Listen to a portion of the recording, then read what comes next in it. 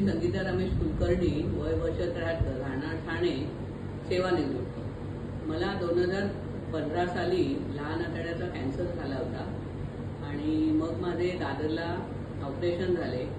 Operation झाल्यानंतर डॉक्टरनी मला ग्लेविक्स नावाच्या गोळ्या सुचवल्या की परत कॅन्सर होऊ नये म्हणून. तर त्या गोळ्या घ्यायला मी सुरुवात केल्यावर काही महिन्यांनी मला खूपच त्रास सुरू झाला. अंगाला सूज यायला लागली, नंतर सगळ्या अंगाला खाज उठायला लागली व खाजवले तर रक्त यायला लागले. मग मी त्वचेच्या डॉक्टरकडे गेले तर त्यांनी मला त्या गोळ्या बंद करायला सांगितल्या.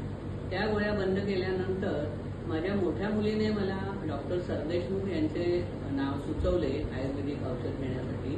औषध सुरू केल्यानंतर मला हळूहळू चांगले बरे वाटायला लागले, ताकद आली. नंतर मी काही महिन्याने माझा मुलगा US ला राहतो, त्याच्याकडे पण 3-4 वेळा अशी जाऊन आले 2-3 वर्षामध्ये. आणि अशी 7 वर्ष माझी छान गेली.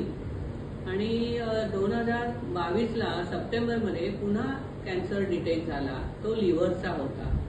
मग माझे परत ऑपरेशन करावे लागले आणि ऑपरेशनच्या दरम्यान आयुर्वेदिक औषध बंद होते आणि हे ऑपरेशन फार मोठे होते, त्यामुळे मला खूप अशक्तपणा आला आणि वजन पण भरपूर कमी झाले. मग मी परत डॉक्टर सरदेशमुखांचे औषध सुरू केले. त्यानंतर मला आता व्यवस्थित ताकद आलेली आहे आणि मी माझी घरातली कामे व्यवस्थित करते, बाहेरही जाते. डॉक्टर सरदेशमुख, वाघोलीचे डॉक्टर आणि कोल्हापूरचे डॉक्टर यांचे मला चांगले सहकार्य मिळाले, त्याबद्दल त्यांचे धन्यवाद.